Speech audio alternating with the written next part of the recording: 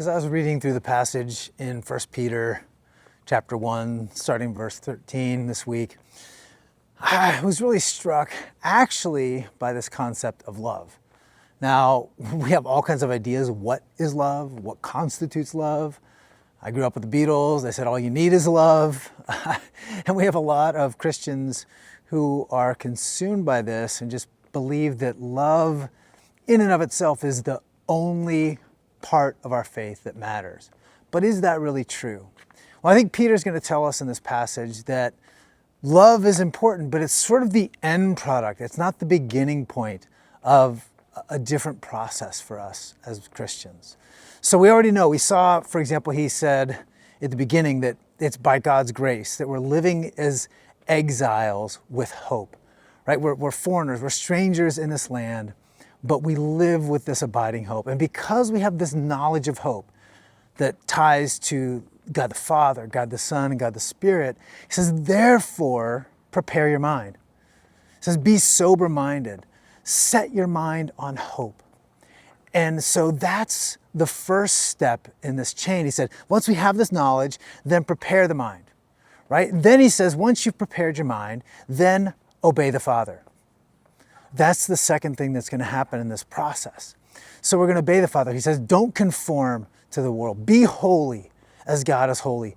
And once we start to purify our lives and our actions, and we do it out of fear of God, and that of course, that word fear can always be a little misleading here. Fear doesn't mean, I'm scared of you, God, but fear in the sense of God is the one who's going to be our ultimate judge, right? That's why our actions need to be purified.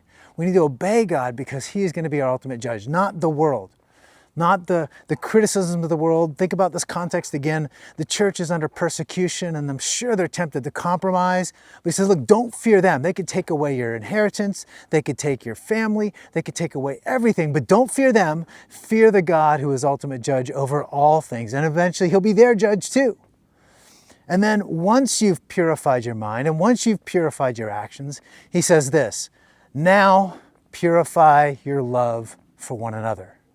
Live with a pure love, a holy love, an informed love that will allow you to overcome the persecution that you're facing. And I think that's the most critical piece about love. It's sort of like this unbroken chain. We cannot love unless our actions are purified in holiness. And we cannot purify our actions in holiness until our mind is prepared and set on hope. And we can't have our mind set on hope unless Christ came and was crucified, was raised, so that we could have this new life. And that's really the chain of progress in this whole thing. So yes, we are to love one another. We are to care for one another and help each other overcome the trials, the struggles, the difficulties we face. But let's take a hint from what Peter is giving us here and not forget the chain of being, the chain of living our faith that requires, to begin with knowledge. And knowledge prepares the mind.